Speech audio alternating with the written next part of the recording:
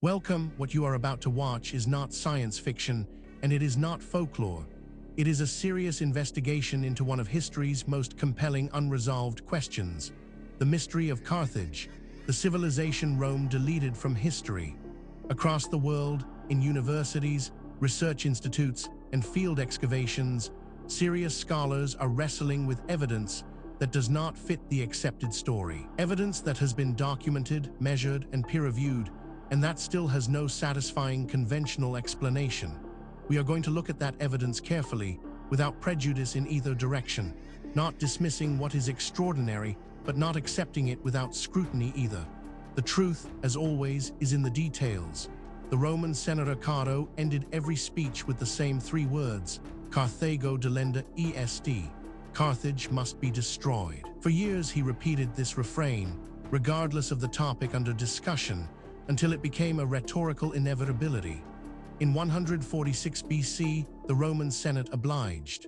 After a 3-year siege, Carthage was taken, its population killed or enslaved, its buildings demolished, and according to later legend, though probably not fact, its fields salted so that nothing would ever grow there again. What Rome destroyed was one of the ancient world's great civilizations, a maritime empire that had controlled the Western Mediterranean for 4 centuries, that produced the greatest military strategist of the ancient world in Hannibal Barca, that had a constitutional system sophisticated enough to impress Aristotle, and whose seafarers may have reached the Atlantic coast of Africa and possibly the Americas.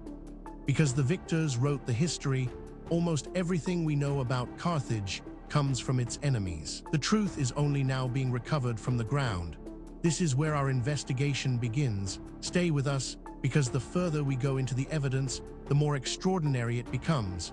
The story you think you know is only the surface. Beneath it lies something far more remarkable. Let us begin.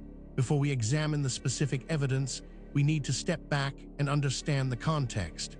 This case does not exist in isolation. It sits within the broader phenomenon of lost civilizations, and to properly evaluate what we are looking at, we need to understand the broader picture that surrounds it. For as long as human beings have told stories, they have told stories about what was lost. Every great culture on Earth carries myths of a golden age, a time before the current order, when civilization stood taller, knew more, and reached further than anything that came after. For centuries, scholars categorized these stories as allegory, comforting fictions invented by cultures to explain the gap between their aspirations and their achievements. But a quiet revolution in archaeology, geology, and oceanography has changed that calculus. The evidence now accumulating from seafloors, ice cores, and ancient texts is demanding a fundamental revision of the human story, one in which the line between myth and memory is far thinner than we imagined. The conventional timeline of civilization holds that complex urban society first emerged in Mesopotamia around 3500 BC. Before that, scattered farming villages, nomadic hunter-gatherers, and nothing more. But this tidy narrative has been challenged repeatedly by anomalous discoveries that do not fit the accepted sequence. Megalithic structures dated to 10,000 BC or earlier. Astronomical alignments encoded in monuments by cultures supposedly too primitive to understand the sky. Mathematical ratios embedded in architecture that would not be formally derived for thousands of years. These discoveries are not fringe fabrications. They are measured, published, and debated in peer-reviewed literature. They point toward a past far more complex than the textbooks describe. What happens when a civilization falls? Most of its knowledge disappears. The libraries burn, the engineers die, the farmers abandon the fields. Within a generation or two, the grandchildren of architects are living in the ruins of buildings they cannot build. We know this happened in the Bronze Age collapse of 1200 BC, when a networked civilization spanning the Mediterranean was destroyed in a matter of decades. We know it from the fall of Rome. History is not a steady march of progress. It is punctuated by catastrophic resets, after which humanity must begin again. The question is whether some of those resets happened far earlier than we know, and whether their traces are still waiting to be found beneath our feet. This context matters because it tells us something important. What we are about to investigate is not an isolated curiosity. It is part of a pattern that researchers in multiple fields have been independently documenting for decades, and patterns in science demand explanation. With that foundation in place, let us now turn to the specific case at hand. Now we reach the heart of the matter, the core evidence surrounding Carthage.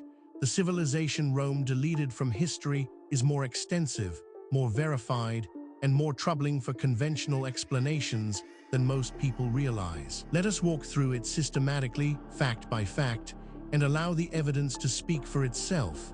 We are not going to speculate here.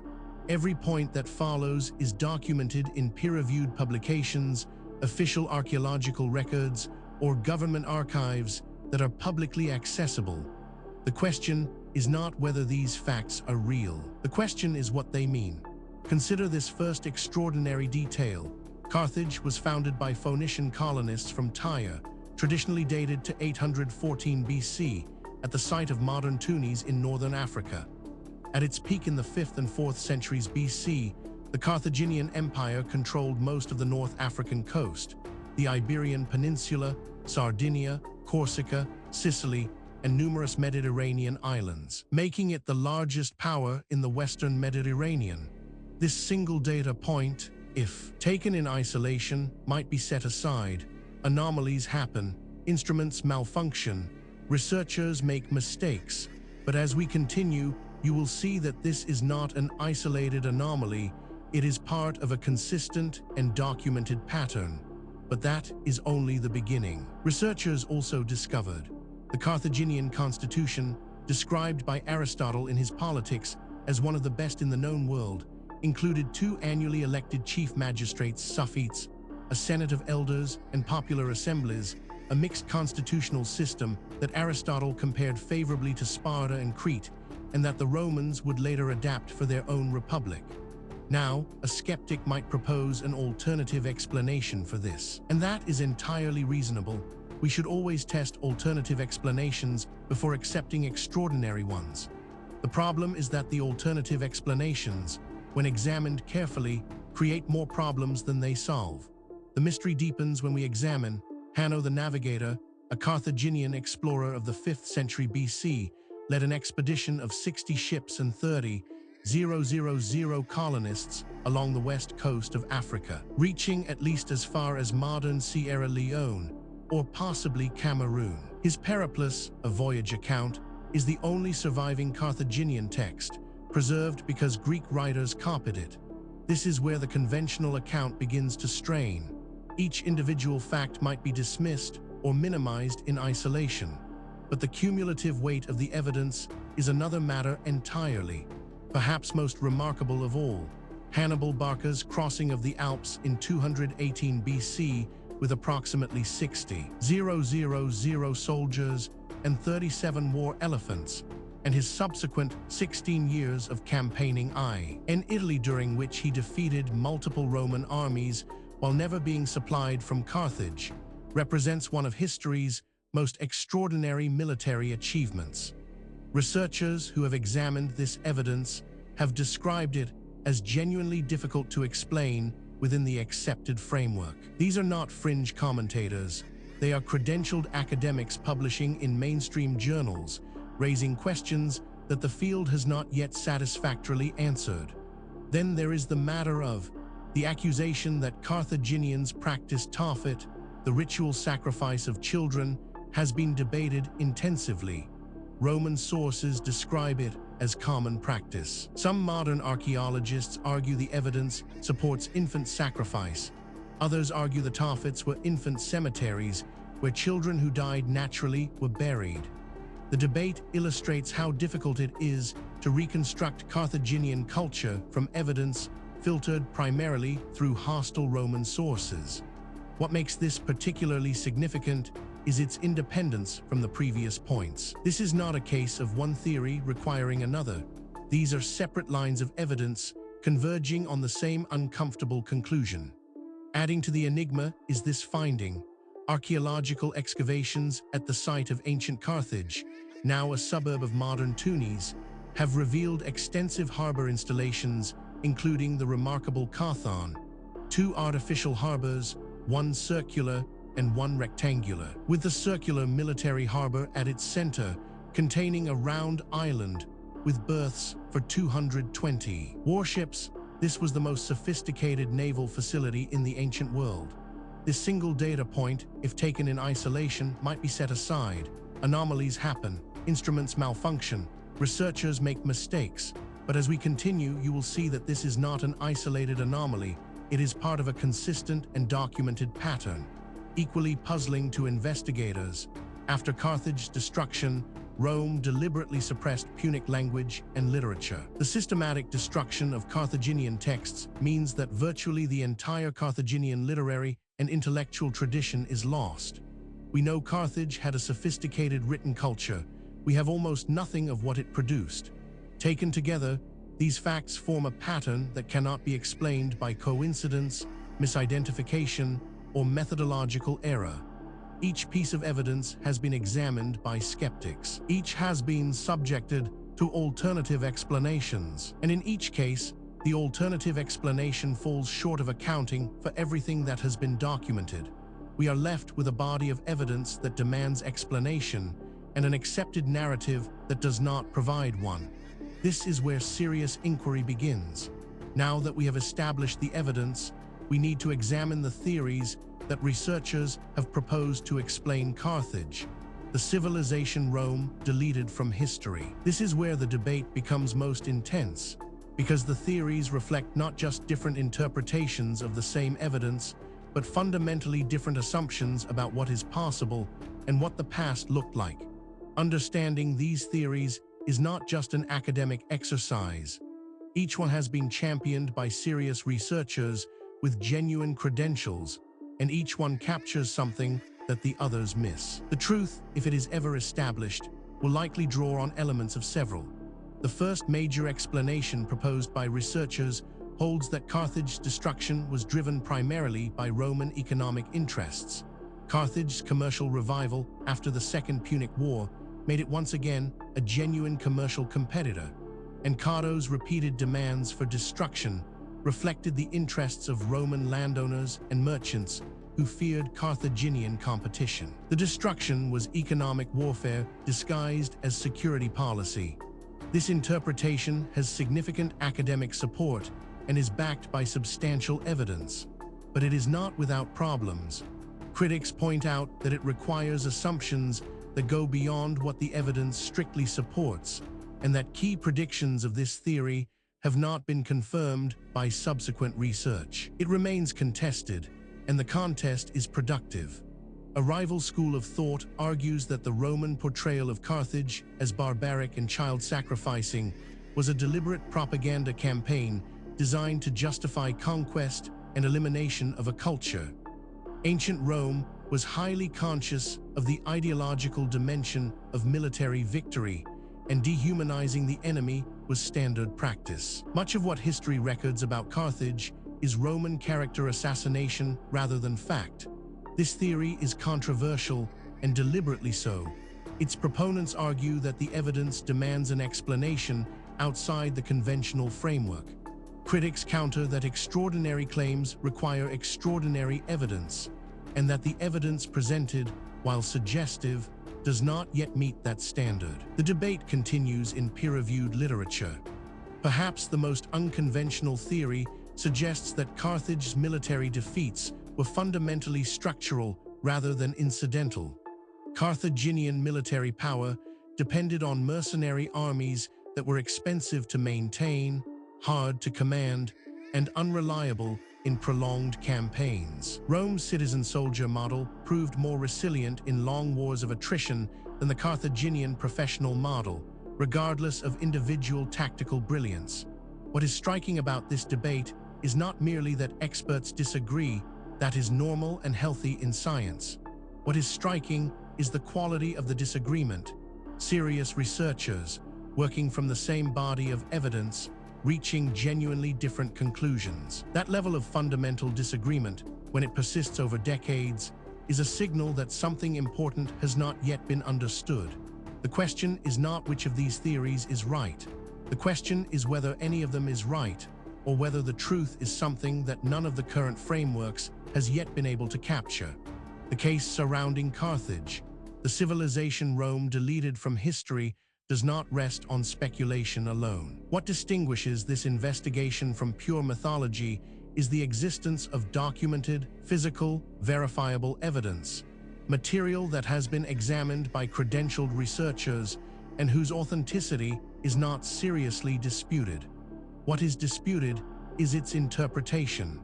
Let us review the most significant documented evidence as objectively as possible. We are not going to cherry-pick the data that supports a preferred conclusion. We are going to lay out what exists and let you draw your own assessment.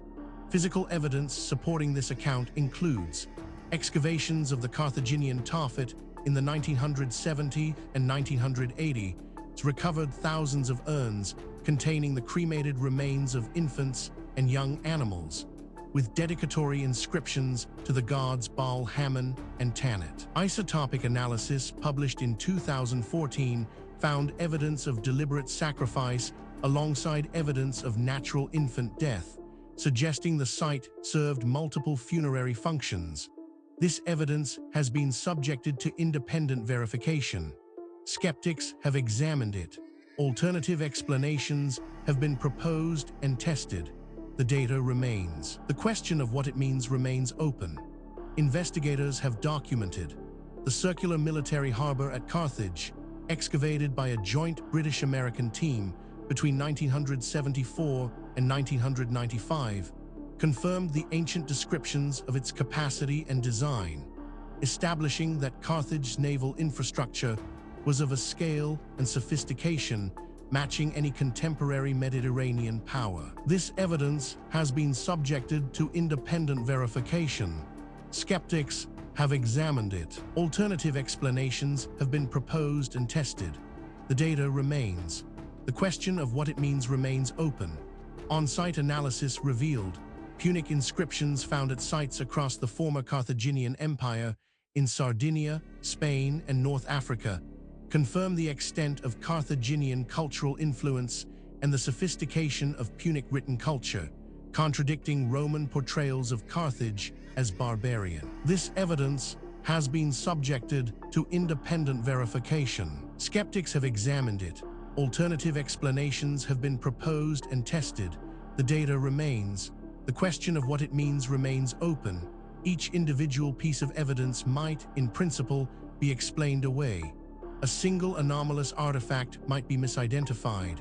A single anomalous date might reflect contamination.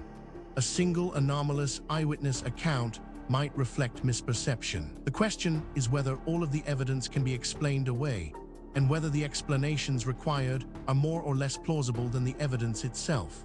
When multiple independent lines of inquiry converge on the same conclusion, that convergence is the most powerful signal in empirical science. And that is exactly what we are seeing here. We have examined the history, the evidence, and the theories surrounding Carthage, the civilization Rome deleted from history. Now we need to ask the question that is sometimes overlooked in discussions of ancient mysteries. Why does this matter? What does it mean for us today? It would be easy to file this away as an interesting historical curiosity, a puzzle from a distant past with no bearing on our present lives.